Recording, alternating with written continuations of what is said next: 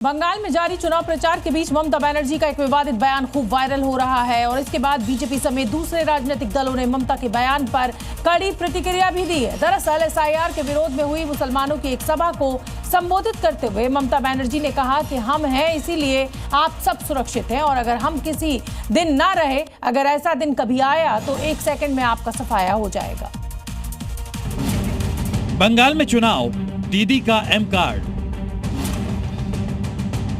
चुनाव से पहले दीदी का अल्टीमेटम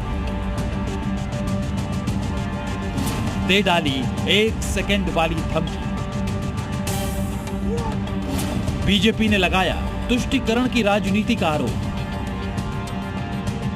विधानसभा चुनाव की तारीखों के ऐलान के साथ ही पश्चिम बंगाल एक्शन मोड में आ गया है। सियासी दल सड़क पर उतर चुके हैं। गली मोहल्लों और दीवारों पर पोस्टर चिपकाए जा रहे हैं। चुनावों के मद्देनजर राजनीतिक बिसात बिछने लगी है।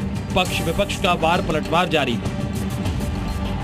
बंगाल चुनावों को लेकर राजनीतिक सरगर्मी तेज है। जहां बीजेपी भ्रष्टाचार, शिक्षा भर्ती, कोयला घोटाला के मुद्दों पर टीएमसी सरकार को घेर रही है, वहीं बंगाल में जारी चुनाव प्रचार के बीच ममता बनर्जी का एक विवादित बयान वायरल हो रहा है। एसआईआर के विरोध में मुसलमानों की एक सभा को संबोधित करते हुए ममता बनर्जी ने कहा कि हम हैं, इसलिए आप सुरक्षित हैं।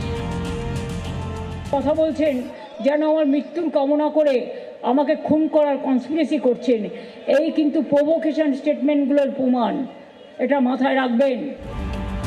वहीं भारतीय जनता पार्टी और अन्य विपक्षी दलों ने ममता के इस बयान को मुस्लिम कार्ड करार देते हुए तुष्टीकरण की राजनीति करने का आरोप लगाया है।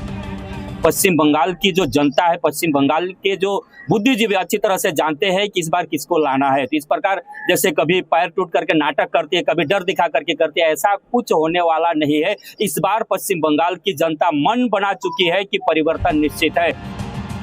बीजेपी नेताओं ने इसे सस्ती चुनावी चाल बताते हुए कहा कि ये कदम साबित करता है कि तृणमूल कांग्रेस तुष्टीकरण की राजनीति से बाहर नहीं आ पाई है। पश्चिम बंगाल में इस बार सिर्फ 2 चरणों में मतदान होगा।